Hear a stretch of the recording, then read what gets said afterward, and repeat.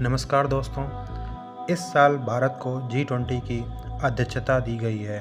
9 और 10 सितंबर को होने वाली बैठक दिल्ली के भारत मंडपम अंतर्राष्ट्रीय प्रदर्शनी सम्मेलन केंद्र IECC में आयोजित हो रही है, जिसमें भाग लेने के लिए दुनिया भर से 20 देश शामिल होने आ रहे हैं। इस बार के G20 शिखर सम्मेलन के मुद्दे में विकासशील देशों को आर्थिक सहायता, विश्व बैंक और IMF में सुधार, क्रिप्टो करेंसी के लिए नए नियम, खाद्य और ऊर्जा सुरक्षा पर जोर, जलवायु परिवर्तन और रूस यूक्रेन युद्ध के आर्थिक व सामाजिक मुद्दे शामिल हैं। सबसे पहले हम इसके इतिहास के बारे में जानेंगे। G20 बनने की शुरुआत 1997 में बैंकिंग संकट से हुई। यह संकट ईस्ट एशिया के देश थाईलैंड से शुरू हुआ और धीरे धीरे इससे कई देश शामिल हो गए।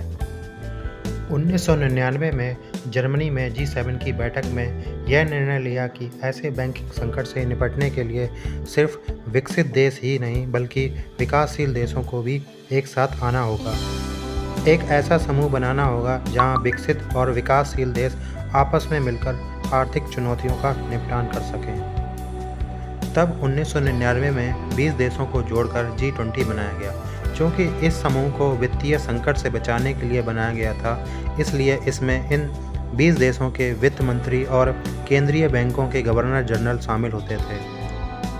सन 2008 में एक बार फिर से दुनिया में आर्थिक संकट आया। इस बार अमेरिका की सबसे बड़ी वित्तीय कंपनी लीमन ब्रदर्स बैंकरप्ट हो गई, जिसके बाद दुनिया भर में फिर से बड़ा वित्तीय संकट आया।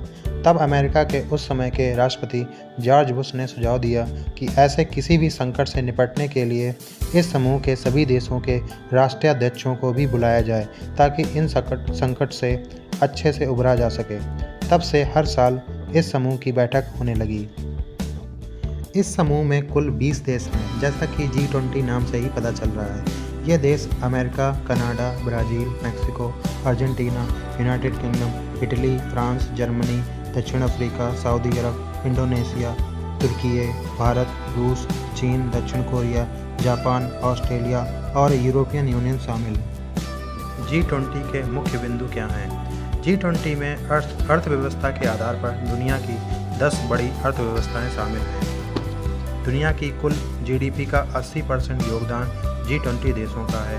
दुनिया की कुल आबादी का 65% हिस्सा G20 का है। यूनाइटेड नेशन की सबसे ताकतवर unit United nation security council के स्थायी सदस्य इस समूह में शामिल हैं। G20 का एजेंडा तय करने का जिम्मा ट्राइका के पास होता है। ट्राइका 3 देशों से मिलकर बनता है।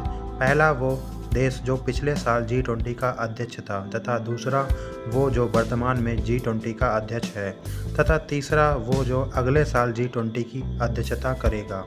G20 2023 की अध्यक्षता भारत कर रहा है, तथा इससे पहले G20 2022 की अध्यक्षता इंडोनेशिया ने की थी, तथा अगले साल G20 की अध्यक्षता की जिम्मेदारी ब्राज़ील को सौंपी गई है।